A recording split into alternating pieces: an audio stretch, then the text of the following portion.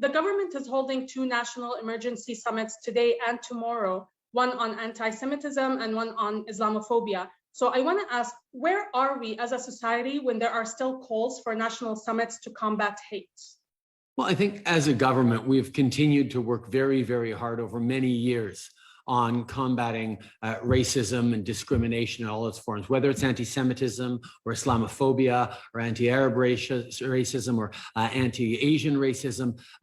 We're seeing, unfortunately, through this pandemic, an increase in intolerance, in people struggling from stress and anxiety, and unfortunately, that is an opportunity for forces to be polarizing Canadians. And therefore, the importance of coming together and reminding people that even as we came together as neighbors and communities through this pandemic, making sacrifices for each other in wonderful ways that left Canada better off than others, there is still a need for all of us to be active on fighting intolerance in all its forms. And that's what these two national summits are doing. But it's also part of a longer conversation on defending women, on defending minorities, on working forward on reconciliation. There's a lot of things that we've seen during this pandemic that make us realize we have more work to do. Even though Canada is wonderful, there's always more work to do. My next question is based on an upcoming report by the UK-based Institute for Strategic Dialogue. The report states that online activity by right-wing extremists in Canada rose last year during the pandemic. And against the backdrop of reports like that, the head of the National Council of Canadian Muslims said this week that Canada has suffered more mass killings motivated by Islamophobia in the last 5 years than any other country in the G7. So that's a grim record. Has your government taken this issue seriously enough?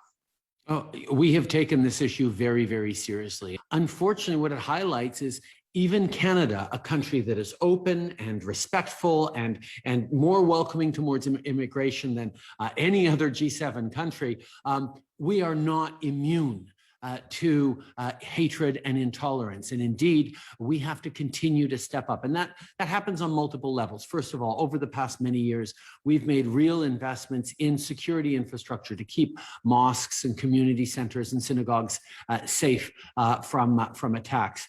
But at the same time, we have to do a lot to change mindsets as well, to make sure that even as the government is strengthening laws against hatred, against hate speech, against online harms, but we're also involving all Canadians in being better allies. The vast majority of Canadians are positive, are not racist, but we know there is an angry minority that unfortunately has been empowered in some ways by this pandemic. And that's where we need to do more, both as a government and as a country and as citizens. And that's why we're hosting these national summits.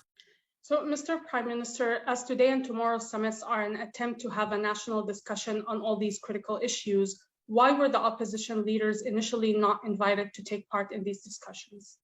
We reached out to the opposition critics.